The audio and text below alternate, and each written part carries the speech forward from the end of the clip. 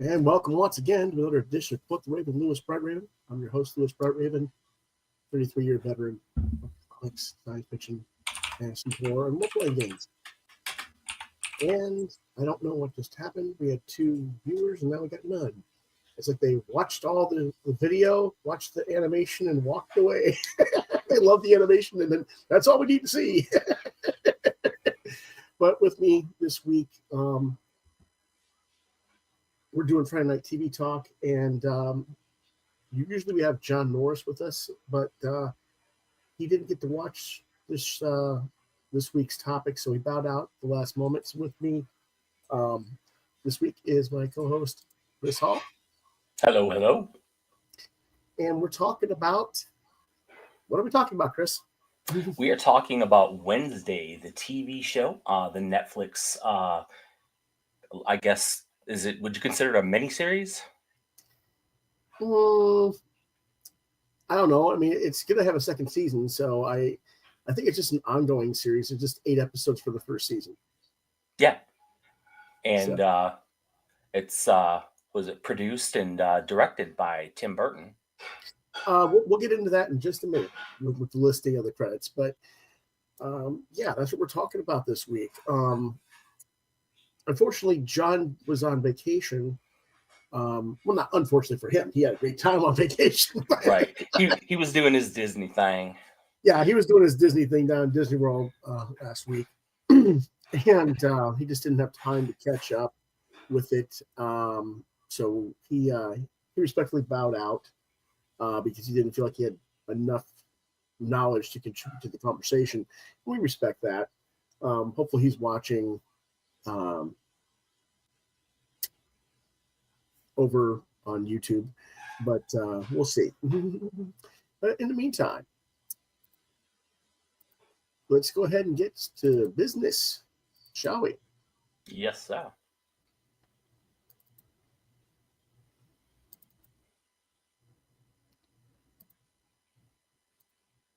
Wednesday, season 1 in 2022, created by Alfred Goh and Miles Millar, or Miller. I don't know if he pronounces it Millar like Mark Millar or whatever. But we'll see. Based on characters by Charles Adams, executive producers Alfred Goh, Miles Millar, Tim Burton, Steve Stark, Andrew Mitten, Gail Berman, Kayla Alpert, Jonathan Glickman, Tommy Harper, Kevin Lafferty, and Kevin Mizrarochi.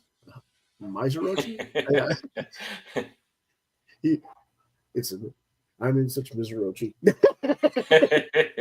Anyway, production companies: Miller Go Inc., Tim Burton Productions, and Toluca Pictures, along with MGM Television, starring a cast of characters featuring Jenna Ortega as Wednesday, Gwendoline Christie, Ricky Lindholm, Jamie McShane, Hunter Doohan, Percy Hines White, Emma Myers, Joyce Sunday, Georgie Farmer, Naomi Jayagawa, Christina Ricci, which was, I don't know if you actually remember what character she plays in that, but Musa Mustafa. And we're not done yet. There's a ton more.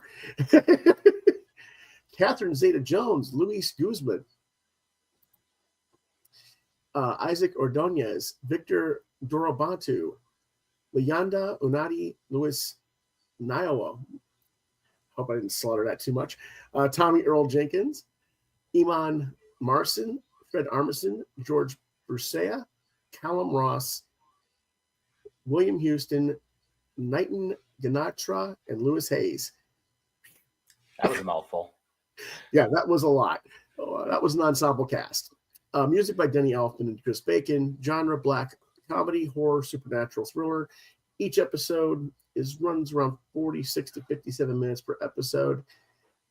And it was originally released November 22, and it's still ongoing to the present day because there is going to be a season 2. It just hasn't debuted yet. Yes. And apparently there's going to be a spinoff. Well, you can tell me about that in a little bit. Okay. All right. We'll get to that in a minute. What it's about. Wednesday Addams, a high school student, finds her brother Pugsley tied up in a locker. She sees a psychic vision of his bullies, members of the school's water polo team, who she then attempts to kill by dumping live piranha into the pool, resulting in her expulsion from the school. That's all? Cool. What? She's not arrested for attempted murder? I mean, come on. Her parents, Morticia and Gomez, decide to enroll her in Nevermore Academy, their alma mater and a school for so-called outcasts, located in Jericho, Vermont. Meanwhile, a hiker is killed by an unknown creature near the Nevermore Academy. Wednesday's parents release Thing, a sentient disembodied hand, to watch over her while she's attending the school at Nevermore Academy. She meets her roommate, Enid, who is her complete opposite, and we don't really know what her thing is just yet. And she duels with Bianca, the popular girl at the school, after Bianca bullies a boy named Rowan because, well, I guess she just doesn't like bullies very much. Later, though, she is nearly killed by a falling gargoyle, but she is saved by Bianca's ex-boyfriend, Xavier.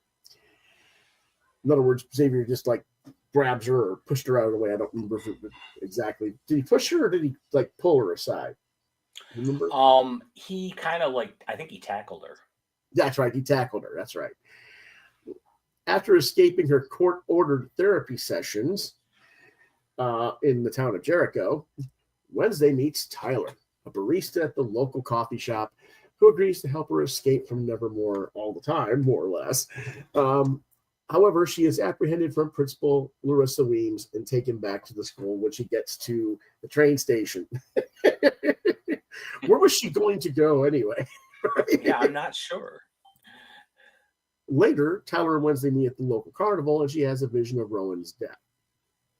Rowan attempts to kill her, but is instead murdered by a giant monster. Wednesday convinces a skeptical town sheriff Galpin, that the perpetrator of the murders is in fact a monster. But then suddenly, Rowan reappears unharmed. Well, that doesn't make sense now, does it? Nope. Wednesday starts to question her own sanity and decides that she has to investigate the murders herself, because that's what you do when you've seen someone, murdered, and, now he's back. What's going on? Right. She roams the campus inquiring about Rowan and is told that he has been expelled. Wait a minute. Why is he expelled for surviving a murder? Unless it was a fake murder. Well, what's going on? Yeah. Right. Yeah. So, in a school full of, werewolves and Medusas and all this other stuff, a student coming back that was seemingly dead shouldn't be that much of a stretch for her. Yeah, right, exactly. Right. So anyway, meanwhile, Principal Weems grows worried about Wednesday's visions, so she's keeping close tabs on her. Or is she just being suspicious principal? We don't really know for sure. Anyway, Wednesday confronts a defensive Rowan as he leaves the school and sends Thing to follow him, because Rowan's like, I don't know what you're talking about. I didn't do nothing. Thing loses Rowan, however, and Rowan is revealed to be Principal Weems, who has shapeshifted into him.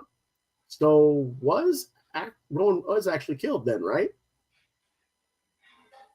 Right. Yes. Yeah. So we're like, what's going on here? Wednesday has visions of a book belonging to an old student society.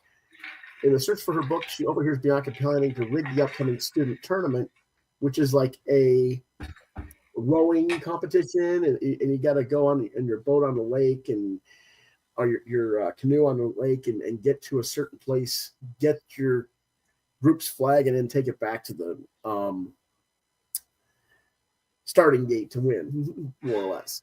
Right. So she's like, yeah, you're a bitch.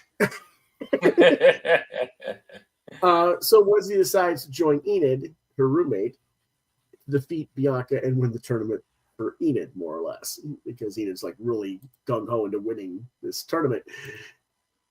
It's very Harry Potter-ish type tournament type thingy going on.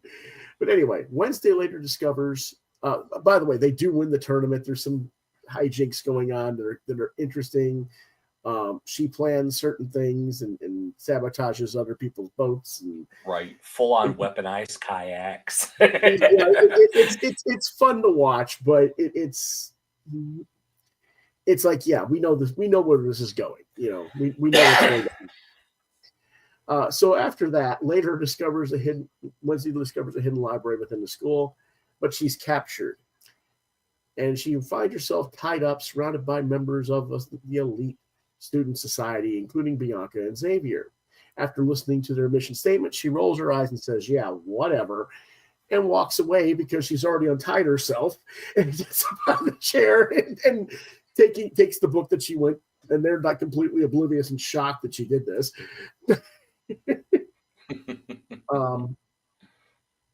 So, it's like, whatever. So Weems orders Wednesday to accompany the high school band to the upcoming town ceremony run by Mayor Noble Walker. And she's looking through the book, and a drawing in the book leads her to an exhibition at the local fair, which is really not an exhibition. It's a closed barn that has exhibition inside, a museum exhibition. So she sneaks in, and she notices the painting of a girl she had seen in her visions. In the forest, Wednesday envisions a girl believing to be an ancestor of hers, escaping the execution of the town's outcast at the hands of its founder, Joseph Crackstone. What a name.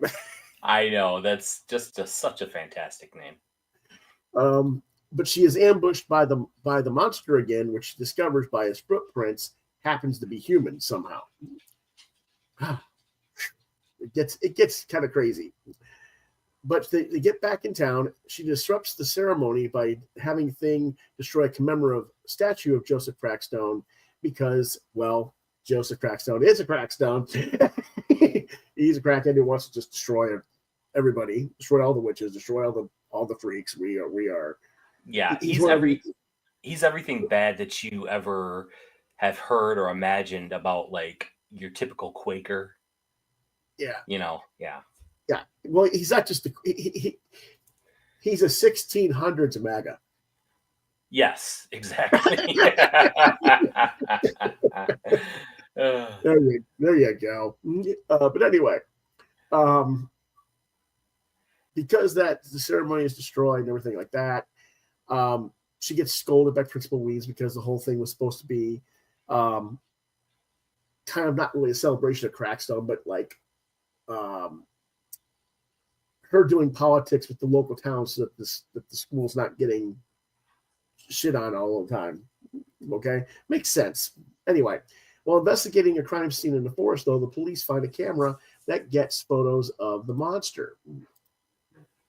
Still investigating the monster that attacked her, Wednesday and Thing break into the coroner's office, because that's what you do when you're investigating things that have nothing beyond, that are supposed to be beyond your scope.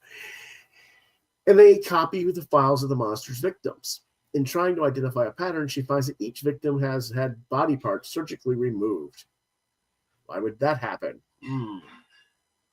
So she becomes suspicious of Xavier and follows him into his art studio, where she discovers several drawings of the monster, which lead her to the monster's cave. There she retrieves one of its claws and gives it to Sheriff Galpin for DNA matching, so they can figure out what the monster is or who it is.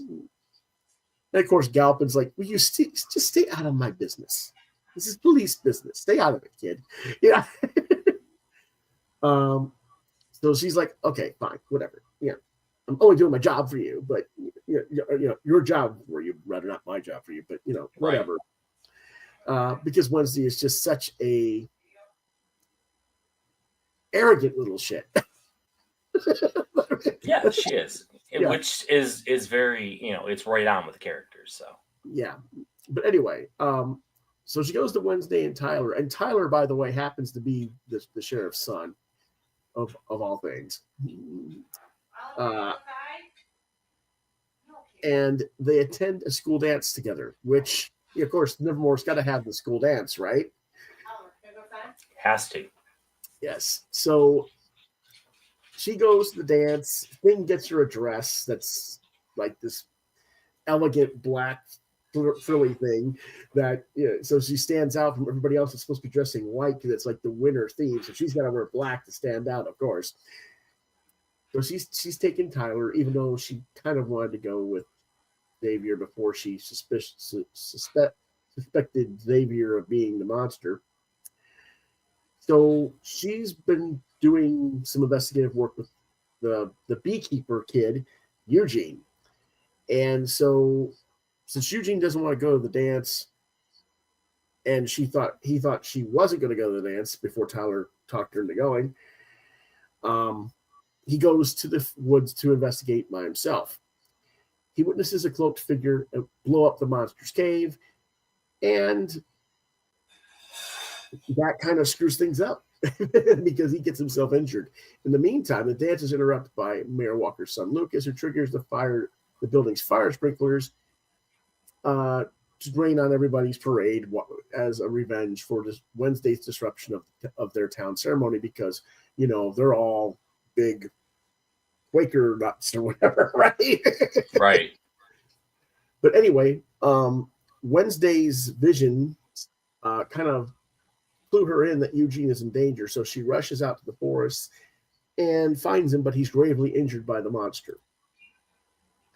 As she waits at the hospital as doctors attend to Eugene, the story cuts away to 32 years earlier when Gomez Adams was arrested at Nevermore Academy on suspicion of killing Garrett Gates, a descendant of Joseph Crackstone. At the present time, they go back and forth between the two time periods. The Adamses come visit the school to check on her for Parents' Weekend at Nevermore. Now, of course, because her parents are there, the court-appointed therapists decide it's time for a family therapy session. Just what they needed, right? The family doesn't need therapy. No. So basically, since Wednesday's just found out about this whole situation about her father being arrested for murder and stuff, and what happened back then, she confronts her parents about this, and they're like, "Oh, do we really need to talk about that here now? No, yeah, this isn't a good time." But in the meantime, Sheriff Galvin learns that the coroner has committed suicide after admitting to supposedly fabricating Gates's autopsy report. And that means that he concludes that Gomez is actually guilty and rearrests him. So Gomez is taken to jail and put in prison temporarily. And he reveals to Wednesday that actually he was covering for Morticia, who had accidentally killed Garrett, in trying to protect him from Garrett, who was kind of a nut in his own right. So, to say the least. Right. But as they, in order to try and find enough evidence to clear Gomez's name, Wednesday and Morticia dig up Garrett's grave to find out he's actually been lethally poisoned before he was killed by Morticia, but they are caught by the police and arrested for the night. Later, they confront Mayor Walker, who reveals that Garrett intended the poison to be for the entire school due to his father's hate for outcasts. They were going to poison the entire school and with nightshade poisoning and kill everybody. Because that's what you do when your father hates people. Yeah. It's like, wow. It's like everybody in this town is mental, right? So anyway, the mayor agrees to release Gomez after admitting to all this stuff going down, and clears his name and covering up Garrett's motives. So that resolves Gomez's situation, but we still don't understand what's going on with Rowan's death. So Wesley confronts Principal Weems, who reluctantly admits to covering up Rowan's death by means of shape-shifting in an effort to evade some controversy at the schools, because Jericho's looking for a reason to close the school at any time, basically. So she's learned about Crackstone. She's learned about all this history about everybody against Nevermore. So she attempts to summon Goody Adams, who is a family ancestor and fellow psychic who was the girl who killed Crackstone. During a surprise birthday party, which don't ever give Wednesday surprises. She doesn't like surprises. She likes to give them. She doesn't like to receive them. Wednesday suffers a vision of Goody, who instructs her to seek out the Gates mansion. There, she witnesses Mayor Walker as he is leaving the building and sneaks into his car. Arriving back in town, Mayor Walker is hit by a car and gets severely injured and hospitalized. Principal Weems locks down the school and then forbids Wednesday to leave the campus. Well, we can't have that now, can we?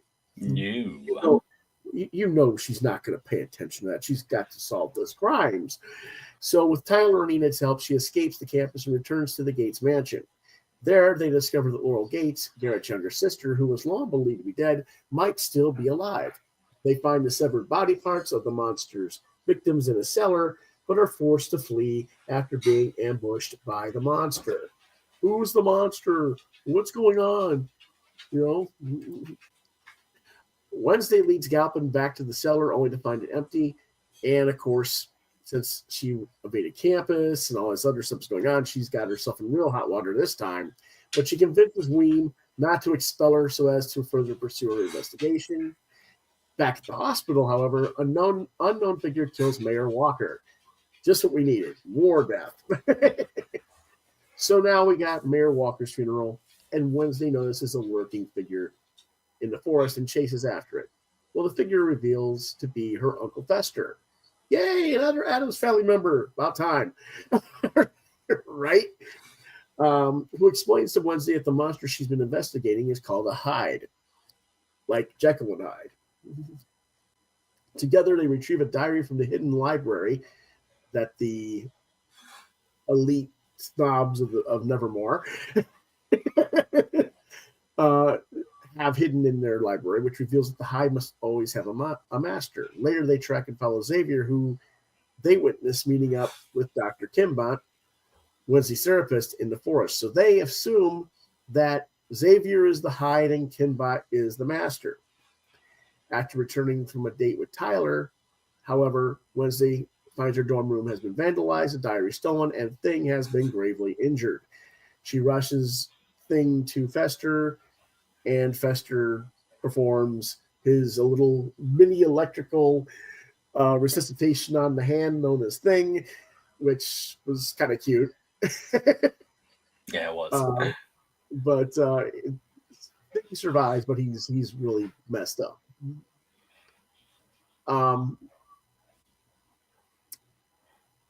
So she's like, okay.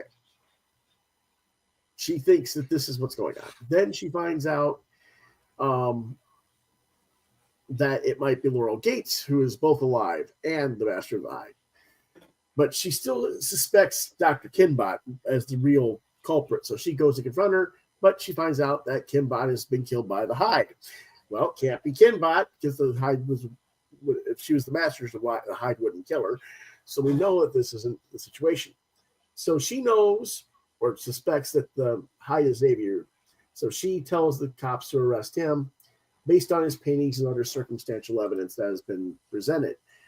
Thinking she solved the case, she visits Tyler, but in so doing, she kisses Tyler, and her psychic powers reveal that Tyler is the Hyde, and she flees out of both shock and dismay. So we gotta stop Tyler since he's the Hyde. So she and her classmates kidnap Tyler, and she tortures her, trying to make him confess. Appalled by her methods, her classmates alert Principal Weems, and Wednesday is finally arrested for kidnapping and torture and everything else. General mayhem, yeah. Yeah. It's about time, too, for all the stuff she's already done.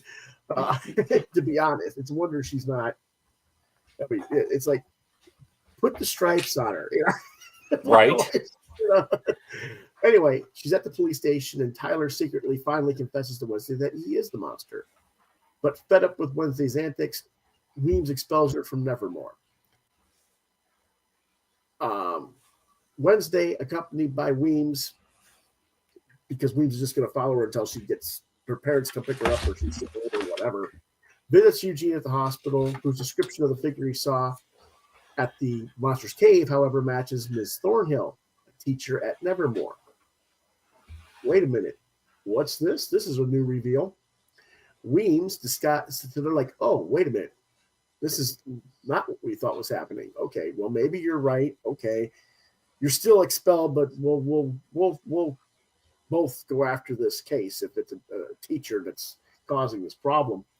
So Weems disguises herself as Tyler, the Hyde, and Wednesday. It takes Wednesday to get the Thornhill to confess that she's the one who is Laurel Gates and manipulated Tyler into killing the victims as part of her scheme to resurrect Joseph Crackstone and wipe out all of the outcasts.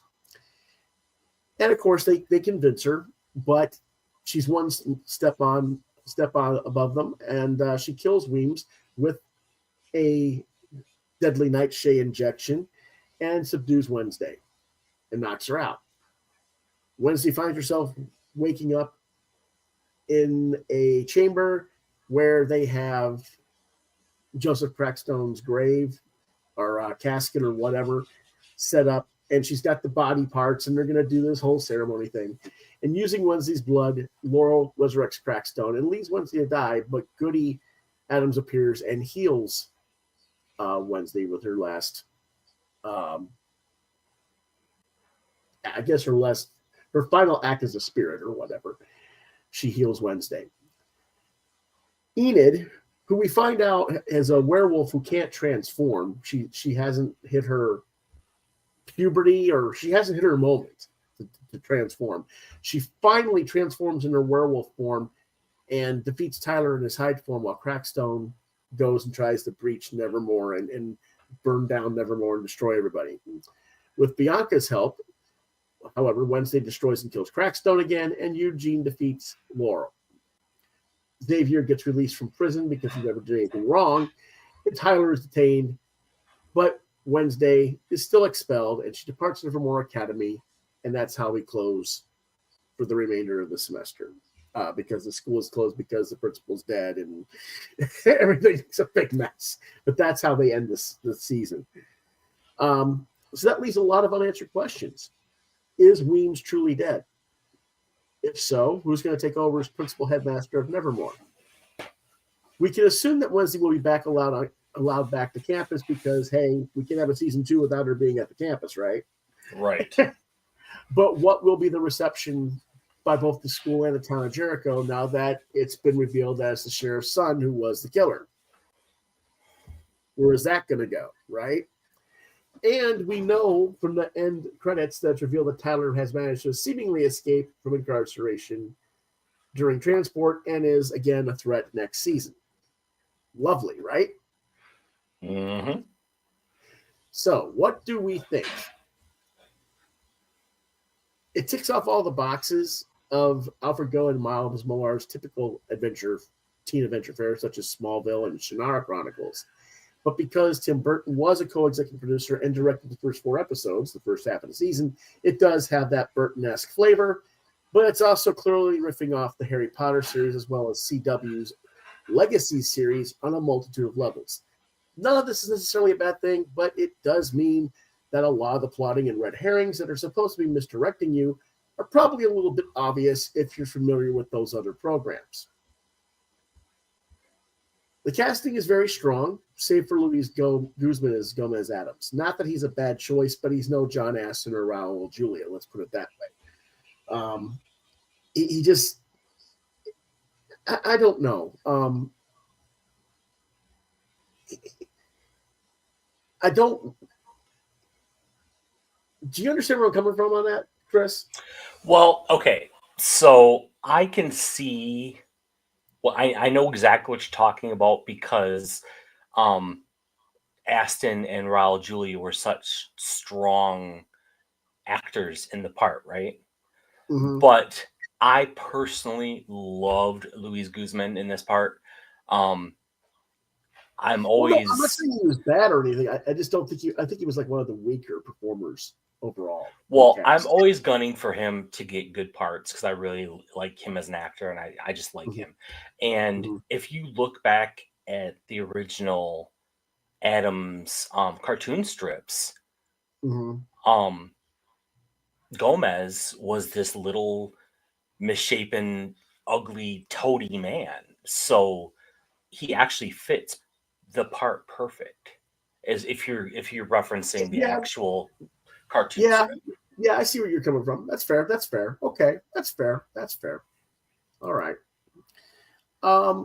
Catherine Zeta-Jones physically embodies Morticia Adams quite well, but the character is a little bit. I don't know if her character was written as well as it could have been. Her acting is fine, but the writing was a little bit off. That I agree with. Most of the rest of the ensemble of students are all giving strong performances in respect of what they're being asked to do as their roles. But the story is quite central to Wednesday herself, and Jenna Ortega has to basically carry the show, not by herself, but very strong lead. She has to lead everybody, but more or less. But they can't decide just where that character truly is. I mean, when you have the character jump into the dark side right out of the gate with the piranha in a pool, and that's your introduction to the character, that's what you're kind of expecting from her for the rest of the show, and it isn't that. You know, she never really does anything to that level of deviousness again. She does a lot of, you know, breaking the rules and being a rebel and stuff like that, but that's the same as what Hope Michelson does in Legacies. It's the same thing as what Harry Potter does. He's always breaking the rules at Hogwarts to get where he needs to go and do what he needs to do. So that wasn't, it's really not her being that really dark, mischievous person until she tortures Tyler. So, do you want my take on that? Sure. Okay. So, I believe that initial piranhas in the pool, that's because she's protecting someone she truly loves. She loves her brother, even though they're always trying to kill each other, and you know, they pretend not to like each other. So what she does for family is going to be, hey Grant, is going to be a lot more extreme than what she does for people that she likes but doesn't truly care about. Likes but not loves. Okay, gotcha. Yeah. I wouldn't say that she doesn't care about the other students, because you can tell she cares about people because she's always protecting others from bullies. Right. But it's not family. Right. But I don't know. I mean, I guess what I'm saying is that scene is so over the top at the front end that you're waiting and waiting and waiting. And it's like, come on, give me something, give me something that's really, creative and vicious, Right. I see that. Yeah. So there's that. Now, when she is trying to get Tyler to confess, it's more like a desperate Wednesday rather than the cool, calculated, deviant character that she's supposed to be, that we're used to seeing from the other shows, the other movies and TV, because she's always inventing death traps and stuff like that, Right. So we're always expecting that more. So I think they kind of missed the mark in capturing that element of the character, but I think they might have done that on purpose because they were focusing on the psychic powers, which is something that's new and specific to this version of the character. I don't remember her having psychic powers in any other version of this character. Do you? No. Okay. She did not. So I think that's kind of the trade-off. She's the psychic instead of the person with the deviant mind that, picks on everybody and does destructive things like that. Right. Me not being a huge Addams Family aficionado, I don't know how truthful the show really is to the previous versions. It feels like it's more like they're doing their own thing. Is that accurate? They are. They're very much doing their own thing. It's very much Burton-esque. As you had previously mentioned, it's a lot along the lines of like the Sabrina the Teenage Witch there's series. Another one. There's another one. Yeah. See, that's what I'm saying. It's very formulaic in that respect, and that, when you watch it the first time through, it's really solid. But when you watch it a second time through, because I watched it a second time, because all the twists and turns that are coming, I get to be a little more critical thinking as I'm thinking of it, and I'm like, yeah, this is a little bit too obvious. This is a little bit, they could have done more over here, type thing. So I not that it was bad by any means, but it made me rethink about where I rated the show, which we'll get to in a minute. I think the other characters are given just enough to be potentially interesting when the writers actually get around to writing them. Right. Yeah. But they're written well when they're given something to say or do, but their personal trials and tribulations, like Enid's situation with her family, she has to figure out how to turn into a wolf. And so her parents are like, you're a loser. Yeah. Right. Especially her mom. It's like, come on now, But I thought the fact that she could only, pop her nails, I thought that was really cute. Yeah, I love the pop the nails part. Yeah. But it was like, yeah. But it felt like almost trivial comedy to the main plot of the story. Yes. Whereas a lot of those people's storylines could have had a lot more meat to them, giving us something more to present to the audience and digest and care about those characters that much more when some of them are getting hurt or killed. We didn't get that, and I thought that was a little bit of a misstep. Well, I could truly see a Nevermore Academy spinoff. Mm-hmm. Right. 100%, because I think the characters are strong enough, and the sects of all the different sects and all the politics of the school, I think that's all strong enough to where it could carry a series. Well, it basically would be Legacies, because that's what Legacies was. There's a werewolf group, there's a vampire group, there's a witch group. That's what Legacies was, basically. Yeah. But so it just kind of needs it felt like when you're focusing just on Wednesday and leaving these other characters with just enough to say, well, they're here, but not really fully engaging, it leaves something. It just needs a little more to it.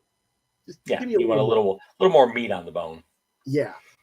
Now, I'm not sure if the series had more than 8 episodes, like if they'd gone 12 and they had that other 4 episodes to flesh out the other characters, if it would have afforded them more space to let the characters shine, or if the storyline overall would have ended up feeling slower and dragging. So I do think it was right that they paced it the way they did.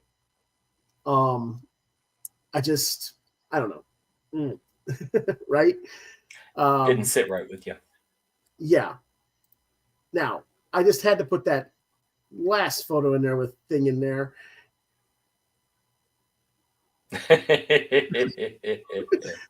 the bikinis are coming next season, because we've seen trailers for season 2, and Enid and Wednesday are by the pool in their swimsuits. So it's like, really? Right. You saw it in season 1. Now we're going to give you something. Because of the little things I'm coming up with, I gave it 4 out of 5. Now, you gave it 5 out of 5. Yeah, I just absolutely loved this series. I think the characterizations were spot on. Jenna Ortega is she's a gem. She really is. Yes. And everything she does. I loved Christina Ricci's part in it. As a nod to her being the original Wednesday.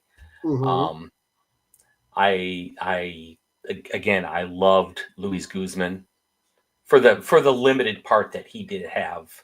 Well, he's going to get more. Season 2 is going to delve more into Gomez's history and his side of the story. That's very cool. So we're going to see a lot more of him next season, I'm pretty sure. The question is, to what extent are we going? And I want to see more, like I said, of the other characters, the secondary characters. I'm hoping that they're going to give them a little more meat, because we know what Wednesday's abilities are now. Right. And a lot of this, I get it. Yeah, they have the whole season and stuff. And she's still going to explore and probably develop more powers, because that happens in these kind of shows where the lead character becomes more and more powerful. See Legacies. But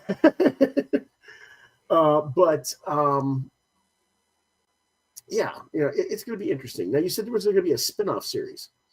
Yeah, I read that there's going to be an Uncle Fester spin-off series because of course, he's an insanely popular character. Mm-hmm. I'm not sure if I like the casting that much, but still an immensely popular character. Yeah, he's an immensely popular character, but why does he need to have his own series? I mean, I don't get it in that regard, because, I mean, in the role of what he served in terms of this season, it made sense. But basically what you're getting is Uncle Fester on the run all the time from the authorities for being a weirdo psychopathic nut job. Well, I imagine he's gonna feature a lot more strongly in the second season. Yeah. So we'll see. The miniseries may be a kickoff to the second season. Yeah. I agree with you on Catherine Zeta-Jones as Morticia. Mm-hmm. That she was just kind of vapid. Mm-hmm. Well, I wouldn't say vapid. The writing was not as strong for her as it was for other characters. And because they're saying that Leslie's powers are derived from Morticia, that she had the same abilities, it takes away from what Morticia Addams was in the regular series a little bit.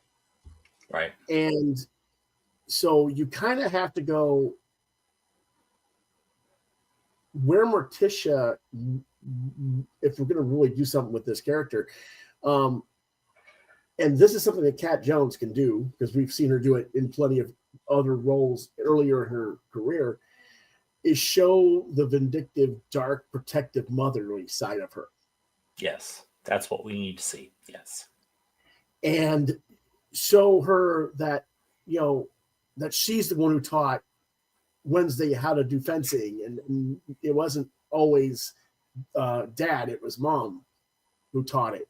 And that goes back to playing how Morticia killed Garrett too, because she used the sword to do it. Mm-hmm. So it was like, yeah, show how she's the one, because they were hinting at it enough in the storylines that, her mother was this great, beloved person that with this legacy at the school too. Well, how am I going to live up to that legacy? Well, they haven't shown it. They haven't shown really any of that legacy. They need to show that and show how Morticia became who she is too. So, are they going to show some of that in season 2 as they go into her father's legacy too? We'll have to wait and see. Possibly. And as far as Weems goes, if they're not going to bring her back, that's a shame. I would, yes, because great character, great actress, but I would love to see Angelica Houston as the new headmistress. That would be interesting. That would be fantastic. That'd be another nod to the original characters. Well, at least to the earlier version, not the original, because you remember originals Carolyn Jones and John Aston and those. Well, yeah, okay, but I'm talking about the movies. I know what you're saying. Yeah. Let's put it this way: the original modern era. Let's put it that. Yes. But yeah, it's a really, I could see that, but that would be really interesting because Houston is, she's 73. She is, but I think she could definitely pull off that part. So yeah. Well, no, I'm not saying she couldn't. It would just be really interesting to see what they would do with her comparative. You know what I'm saying? right.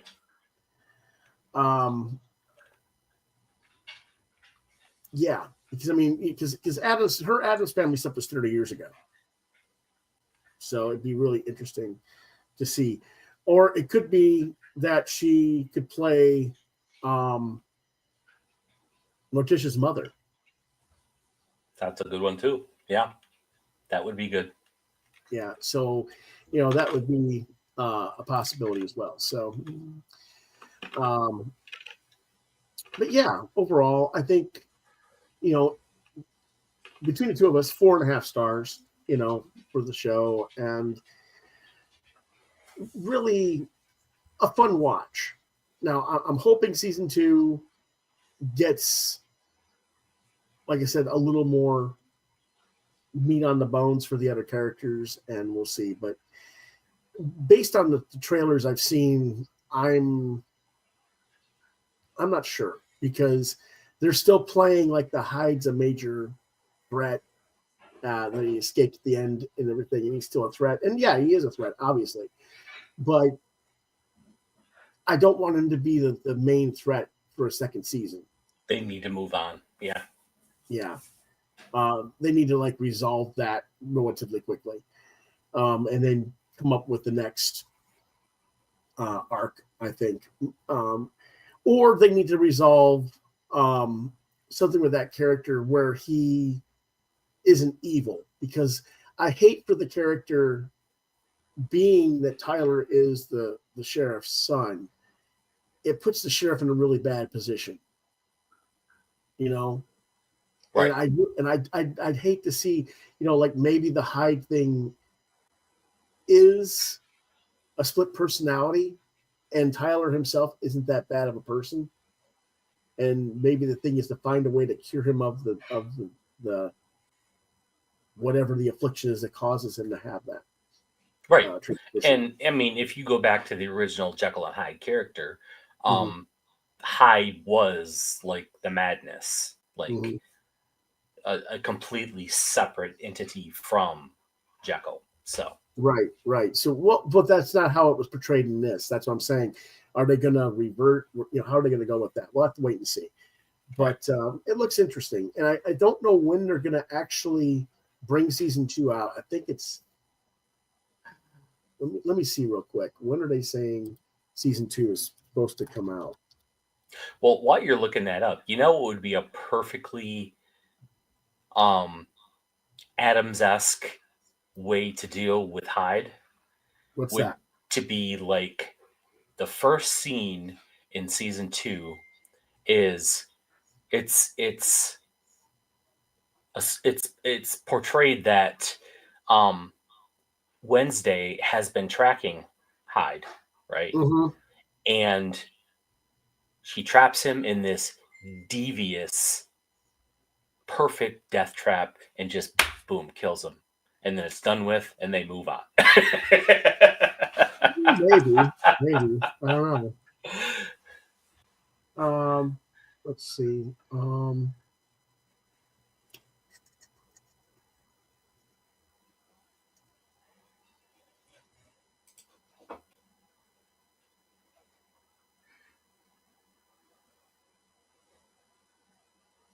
It doesn't really say when they're gonna bring him back. We know that they started filming in May of 2024 for season 2, but we don't really know any more than that. Yeah, it says it just premieres in 2025. That's all it says. Yeah. So we'll have to wait and see where it goes. And, I'm not going to say I can't wait for it, because I had to wait for it to come out on DVD before I could see season 1. So I'll wait. How long it takes to wait to get to it. But, hopefully when it comes out, there'll be a long enough time that I'll be looking forward to it again. I am looking forward to season 2. So Yeah. So. And I will be catching it streaming. Yeah. Yes. Yeah. He does that. I don't. Yeah. You're one of the great holdouts. Yes, I am. But here we go. Next week's topic is going to be The Wild Robot, the DreamWorks animated film. And John will be joining us. John Norris will be joining us for certain next week, unless, God forbid, we get sick or something. Right? It is going around. So. But yes, he is a huge fan of this movie. Have you seen this yet? I have not. I'm going to have to make a point of watching this. Okay, so I've got it on DVD. I haven't watched it yet, so I'm going to watch that this weekend, as well as do other things. But that is our show for the night, and we thank you, and we'll see you next week. As always, you can reach us online on social media. Me at Quoth the Raven LBR72 at gmail.com, and Chris, the artistic prodigy, at you can message me on Facebook. I'm at Chris Hall, Fatboy73, and you can message me there, or you can email me at ChristopherMHall1973 at gmail.com. And there you go, folks. Okay, folks, have a great time. We'll see you next week. Until then, nevermore. Nevermore.